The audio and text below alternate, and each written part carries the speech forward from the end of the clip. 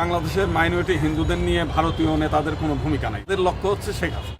তারা এই শেখ হাসিনা এখান থেকে চলে যাওয়াতে তারা যে অপমান বোধ করেছে, এই অপমানের বোধটাকে তারা মানে কোনো মতে ভুলতে পারছে না। যে ছোটকালে যে প্রথম প্রেমের শেখা খাইলে মানুষের যে অবস্থায় পাগলামি করে, এটা হচ্ছে তাদের সেই পাগলামি। আর হলো প্রত্যেকে ওই যে মানে ঘর পুড়লে যেমন আলু কুড়ায় খাওয়ার মতো অবস্থা। ট্রাম্প সাহেব নিজে নির্বাচনের সময় উনি মনে করলেন যে উনার প্রতিপক্ষ একজন হিন্দু, কমলা হ্যারিস। উনি মনে করলেন যে এর বিরুদ্ধে একটু বক্তব্য দিলেই, এবং যদি বাংলাদেশের হিন্দু নির্যাতনের কথাগুলো এখন এটা একটা বাজার চলছে, তখন একটা টুইট করলে পরে এই সমস্ত ভারতীয় হিন্দু বিশাল একটা ভোট আছে, এই ভোটটা আমার দিকে যাবে। এবং ঘটনা ঘটেছে তাই। এবং ভারতের যে সমস্ত রাজনীতিবিদ তারাও কিন্তু একই কাজ করছে।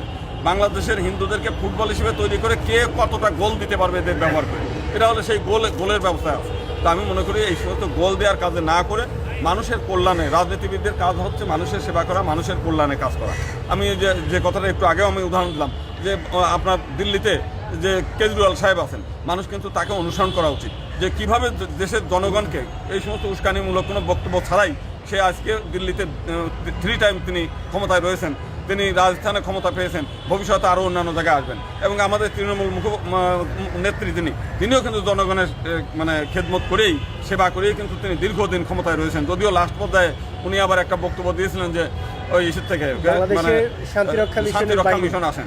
তো আমার একদম তৃণমূলের এক নেতা আমাকে ঠিক ওইভাবে ফোন করে বললো, দাদা আমরা তৃণমূল কী বলে শান্তিরক্ষী মিশনের সেনাবাহিনী পাঠানোর আমার অনুরোধ করছি। আমি বললাম কোনো অসুবিধা নাই, আমরা শান্তিরক্ষী মিশনে যারা যায় তারা বাংলাদেশের সেনাবাহিনী, এবং তারা বাংলাদেশের সেনাবাহিনীর কাজ করছে, ডলারগুলো আপনারা পাঠিয়ে দেন।